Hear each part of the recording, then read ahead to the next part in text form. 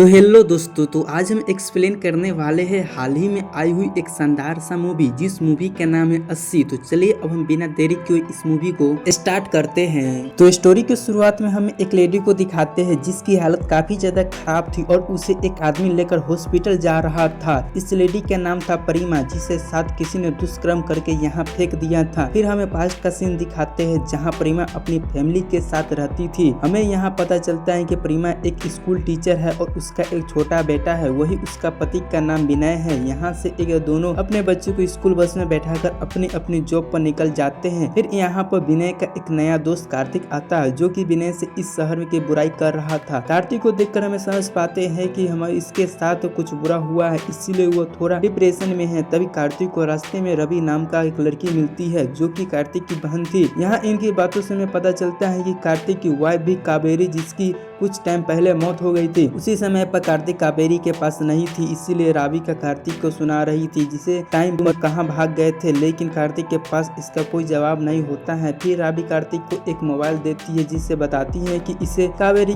के लिए last message है। तब ये फोन लेकर कार्तिक वहाँ से चला जाता है। फिर हम परी की माँ को देखते हैं, जो अपने स्कूल में किसी करीब के फेयरवेल पार्टी में एंजॉय कर रही थी। तभी यहाँ पर विनय नाम के एक आदमी आता है और वो देखता है कि यहाँ पर माँ काफी डांस कर रही है, इसीलिए वो कहता है कि तुम अपने दोस्तों के साथ एंजॉय करो, बाद में घर जाना है, मैं जब तक यहाँ जाकर खाना बना लेता हूँ। यह कहकर वो चला जाता है। और फंक्शन खत्म होने के बाद जब परी की माँ घर जाती है तो तभी एक कार आकर उसके पास रुकती है, जिसमें से कुछ लड़के प्रेमा को अपनी कार में खींच लेते हैं और फिर एक के बाद वो एक लड़के प्रेमा के साथ बहुत ही घिनौना तरीके से दुष्कर्म करते हैं, जिसके बाद वो प्रेमा को रेलवे फाटक पर फेंक कर वहाँ से भाग जाते हैं। फिर ये लोग यह जगह पर गाड़ी रोकते हैं और अपने अपने कपड़े जलाकर निकल लेते हैं। अब अगले दिन प्रेमा को एक आदमी दिखता है और उसे हॉस्पिटल ले जाकर जाता है। ये वही सीन है जो कि हमने मूवी के स्टार्टिंग में देखा था, जिसके बाद विनय को बुलाया जाता है और यहाँ की सच्चाई जानकर तो विनय के होश उड़ जाते हैं। फिर पुलिस वाले के प्रेमा को बयान लेते हैं, जिसके बाद उन्हें ये कार को मिल जाती है जो कि लड़कों के कहीं ने रोकी थी और सीसीटीवी कैमरे की मदद से उन लड़कों को भी पकड़ लिया जाता है। पर यहाँ पर कितना आसान नहीं था। फिर हम विनय को देखते हैं, जो कि समझ नहीं पा रहा था कि आखिर वो अपने बेटे को सवालों को जवाब क्या दे, क्योंकि उसका बेटा जानना चाहता था कि उसकी माँ के साथ आखिर क्या हुआ है। साथ ही उससे घर वालों की भी उसे कह रहे थे कि इस सब की वजह से उनकी इज्जत खराब हो रही है, जो सुनकर विनय को तो काफी गुस्सा आता है, क्योंकि उसने विनय को परिवार के विरुद्ध जाकर यह शादी की थी। फिर हम कार्तिक को देखते हैं, जो कि एक हॉस्पिटल में था, जबकि प्रेमा काफी ज्यादा पैनिक करने लगती है। यह देखकर डॉक्टर की कार्तिक से कहती है कि अगर फैमिली में कोई भी प्रेमा के साथ बात करेगा तो उसका परिणाम पैनिक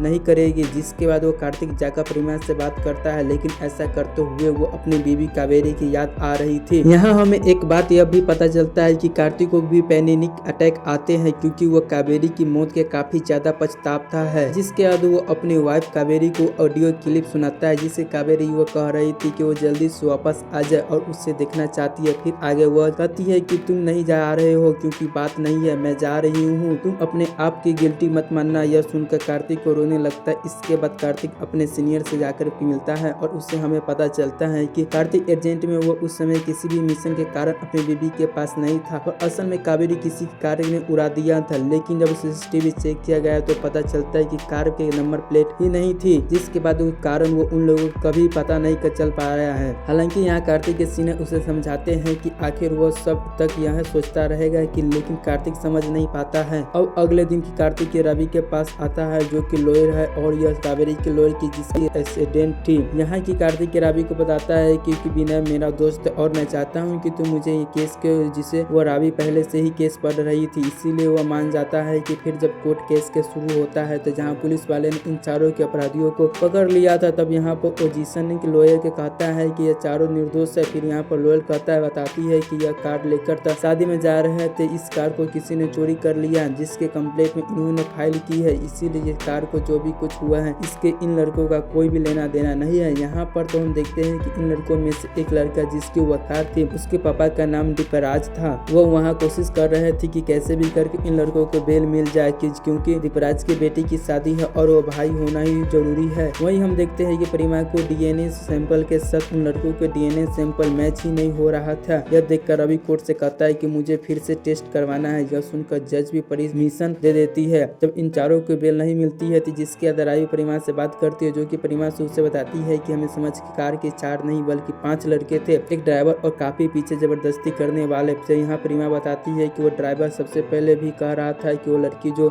जाने दो, लेकिन किसी ने उसकी बात नहीं सुनी। अब यहाँ पर काव्य को पता चलता है कि 5वां लड़का का नाम समीर था, इसीलिए वो पुलिस को इन्फॉर्म कर देती है और पुलिस वाले फिर से इन लड़कों से पूछने लगते हैं कि समीर कौन है, लेकिन कोई भी लड़का समीर के बारे में कुछ नहीं बताता है। जिसके बाद अगली हीरोइन में रवि कोर्ट को बताती है कि उस कार में 4 नहीं बल्कि 5 लोग थे। फिर रवि पूछते हैं कि अगर इन लड़कों की 4 चोरी हो गई थी तो की शादी में पहुंचे कैसे, जरूर इन्हें किसी के लिफ्ट ली होगी, मुझे उनका प्री चाहिए। साथ ही वो कहते हैं कि इन लड़कों के जिस पुलिस ने स्टेशन में कंप्लेंट फाइल की थी वहाँ कोई भी सीसीटीवी रिकॉर्डिंग भी नहीं है, जो कि इनको बातों पर यकीन कैसे करे। पर यहाँ पर पोजीशन की सबको जवाब देने लगता है और साथ ही दूसरी बार भी इस डीएनए का टेस्ट गलत आया था। अब कोई भी सबूत न होने के कारण जज उन 4 लड़कों को बेल दे देती है। साथ ही वो रवि को कहती है कि फिर वो सीसीटीवी फोटोज का इंतजार करे और बाकी प्रूफ भी लेकर आए, जिससे यह साबित हो सके कि जो कुछ हुआ है उन 4 ने किया है। इसके बाद हमें दीपराज को देखते हैं जो कि अपने बेटे के साथ घर आया था, जो उसे रूम में लाकर खुद को गोली मारने की कहता है क्योंकि उसे पता है कि उसके बेटे ने पाप किया है। पर लड़का कहता है कि मैंने तो उन सबको रोक रहा था पर उन्हें रुके नहीं। तभी यहाँ पर दीपराज की बीवी कहती है कि जो कुछ हुआ है हमें भूलना होगा, आखिर यह हमारा बेटा है और जब ये मेरे बेटी की शादी, और मैं ये नहीं चाहती हूँ कि इन सब की वजह से मेरे बेटे की जिंदगी खराब हो, इसीलिए वो पाप बेटे के कहती है कि तुम दोनों अच्छे से रहो। जिसके बाद हमें प्रीमा को देखते हैं जो कि अपने घर आ चुके थे, लेकिन उसके साथ जो भी कुछ हुआ था वो उसे भूलने नहीं पाती है, इसीलिए वो डिप्रेशन में जाती है। फिर वो डिसाइड करती है कि वो अपनी जिंदगी पहले की तरह जिएंगी और स्कूल पढ़ाने जाएगी। फिर अगले दिन वो स्कूल जाती है, जिसे देखकर प्रिंसिपल कहती है कि तुम स्कूल मत आओ। यहाँ पर प्रिंसिपल बताती है कि जिन लड़कों की परी की माँ अपने बच्चों की तरह पढ़ाती थे वो व्हाट्सएप की पर वो बोल रहे हैं कि जिस मैडम के साथ यह सब हुआ है काश भी वो वहाँ पर होता और मजे ले पाता। यह सब सुनकर परी की माँ होश उड़ जाते और प्रिंसिपल कहते हैं कि आखिर मैं समझ नहीं पा रही कि आखिर इन लड़कों के मन में यह सारे विचार कैसे आए। यह बच्चे कुछ ज्यादा ही बड़े हो चुके हैं जिसके एंथोनी जरा भी नहीं है। फिर यहाँ पर कुछ दिनों बाद प्रीमा को बुलाकर कहा जाता है कि अब उनको अपराधियों को पहचानना होगा। अगर प्रीमा ने उन सबको पहचान लिया तो फिर उन्हें सजा हो सकती है, लेकिन सभी के प्रीमा पर वहाँ पर आती है और उसकी आवाज सुनती है जिससे कुछ भी याद नहीं आता है और वो कंफर्म नहीं हो पाती है कि यह 4 नहीं वही लड़के हैं। असल में प्रीमा उस ट्रोमो में निकल ही नहीं पा रही थी, इसीलिए उन लोगों को पहचान नहीं पाई है। फिर वो हमें कोर्ट की सीन देखते हैं जहाँ पर रवि कोर्ट को बताती है कि मैं पुलिस वालों के पास गई थी और सीसीटीवी फुटेज को लेने के लिए, लेकिन मुझे सीसीटीवी फुटेज नहीं मिला है। जब जज पुलिस वालों को वार्न करती है तो वो फुटेज लेकर आओ। वही हम प्रीमा को माँ को बेटे को देखते हैं जो कि अक्सर अपनी माँ को साथ कोर्ट हियरिंग में आता था और वह बेचारा यह सब देखकर बस उलझन में था। इसके बाद हम एक आदमी को देखते हैं जो छाता लेकर उन 4 लड़कों में से एक लड़कों की कार में जाता है और फिर बंदूक की नोक पर उन लड़कों को साइड में ले जाकर उसे जान से मार डालता है। और अगले दिन वो सब जज के बाकी 3 लड़कों को पता चलती है तो वह काफी ज्यादा डर जाते हैं और किसी को भी समझ नहीं आ रहा था कि आखिर यह मर्डर किसने किया है। हालांकि लोगों को कहता है कि जिसने यह किया है वो बहुत ही अच्छा काम किया है, क्योंकि जो भी लड़कियों के साथ इस तरह से हरकत करता है उसे इस तरह से मारा जाना चाहिए। वहीं यहीं पर देखते रवि को कहता है कि किलर को इस तरह से किसी को मारने का कोई हक नहीं है, अगर ऐसा ही चलता रहा तो फिर लोग एक दूसरे को मारने ही रहेंगे। अगर किसी लड़के ने किसी लड़की के साथ गलत काम किया है तो उसे कानूनी सजा होनी चाहिए, इसलिए वो चलती थी कि वो परमानेंट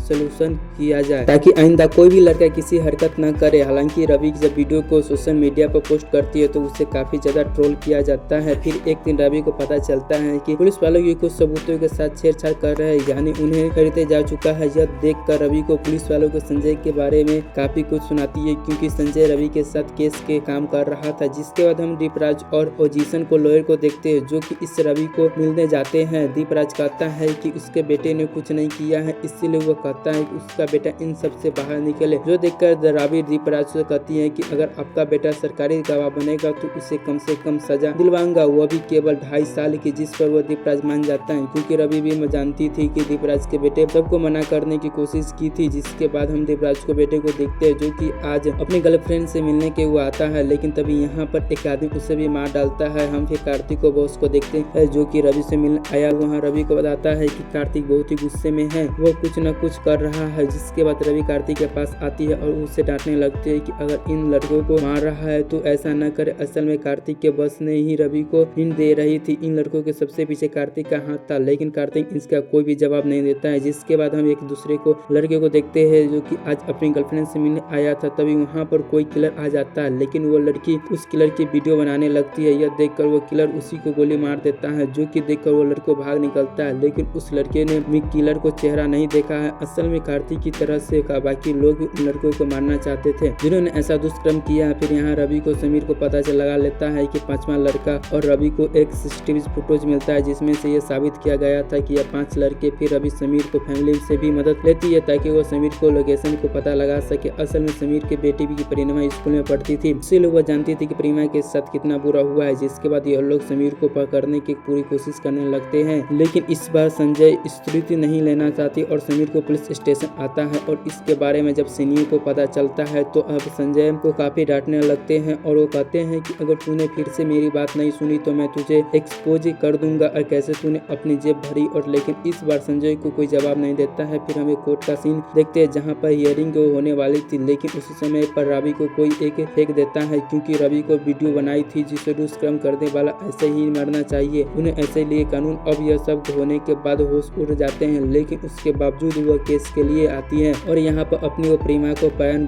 देता है। लेकिन वो पोजीशन लॉयर उससे काफी सारे घिनौना सवाल पूछता है, जैसे उसकी स्कर्ट किसने खींची है और उसके किसने पकड़ा है वगैरह जो कि किसी लड़कों के लिए सबसे दर्दनाक सवाल होंगे। लेकिन उसकी माँ को वह सारे जवाब देती है। वह कहती है कि आज मुझे लग रहा है कि शायद उसने मेरी ही गलती थी जो कि उस रात अकेले जा रही थी, क्योंकि लड़कियों का आज अकेले जाना सही नहीं है। यह सुनकर सब शर्मनाक हो जाते हैं। वहीं यहाँ रवि को कहते हैं कि भले इन लड़कों की कार चोरी हो गई थी, लेकिन कार चोरी होने के बाद जो फुटेज था वो इन लड़कों ने पुलिस स्टेशन में जाकर कार चोरी होने की कंप्लेन की थी। वहाँ के फुटेज गायब है और जब वो चेक करने की कोशिश करती है तो पुलिस वाले कहते हैं कि जब तक लाइट चली गई थी इसीलिए वो रिकॉर्ड नहीं हुआ था। जिसके बाद ये लड़कियों की शादी में कैसे पहुंचे इसका भी कोई एविडेंस नहीं है। साथ ही लड़कों को जो शादी के फोटो जो सुबह की मतलब कि रात भर जो कहाँ थे किसी को नहीं पता है। जब ये लड़का करने के बाद रवि उन लड़कों को घर वालों को बुलाती है तो इनके पूछने में लगती है कि उस रात वह दोनों आपस में क्या बात कर रहे थे। असल में दीपराज को पापा एक दूसरे लड़कियों को पापा को कॉल किया था और इन लोगों ने 4 मिनट तक बात की थी, लेकिन इन रवि को पूछने पर वो लड़कों का पापा कोई जवाब नहीं दे पाते हैं। इसी तरह से वो रवि को इन लोगों को अपने सवालों पर जवाब में फंसा लेती है। जिसके बाद रवि संजय को बुलाती है और पूछती है कि आखिर इन लड़कों के सैंपल प्रेमा के डीएनए में मैच क्यों नहीं हुआ है। तो संजय बताता है कि जब उन्हें प्रेमा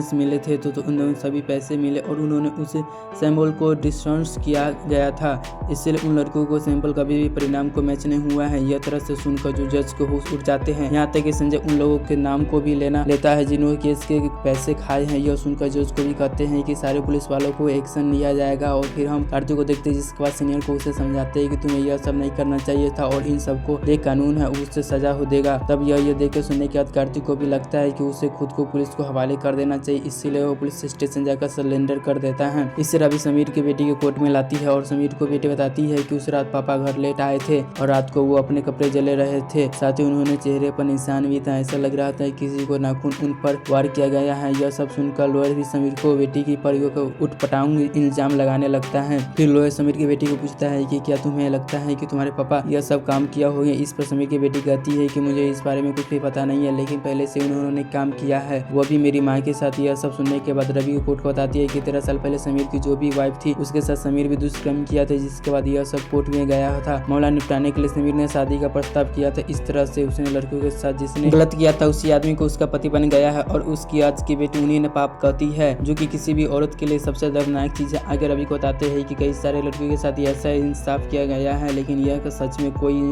इस्तेफाक नहीं है। साथ ही वो कहते हैं कि हर दिन वह करीब 80 लड़कियों के साथ दुष्कर्म होते हैं पर कभी भी लड़कों को सजा नहीं मिलती, इसीलिए वो गुहार लगाती है कि लड़कों को ऐसी सजा मिलनी चाहिए जो कि आगे कोई भी लड़को ऐसा करने में 10 बार सोचे। यहाँ पर सारे सबूत देखने के बाद जज ये फैसला सुनाते हैं कि वो जो यह सब 3 लड़कों के बच्चे इन सब की सजा दी जाएगी, क्योंकि उन्होंने वो घिनौना अपराध किया है। यह देखकर रवि को खुशी होती है कि उन्होंने इंसाफ मिल गया। जिसके बाद रवि जैसे ही बाहर निकलता है तो उसे पता चलता है कि कार्तिक सिलेंडर कर दिया है, लेकिन उसके कोर्ट जा रहा था तभी वहाँ पर दीपराज आकर कार्तिक को गोली मार देता है, क्योंकि कार्तिक के दीपराज को बेटों को मारा था।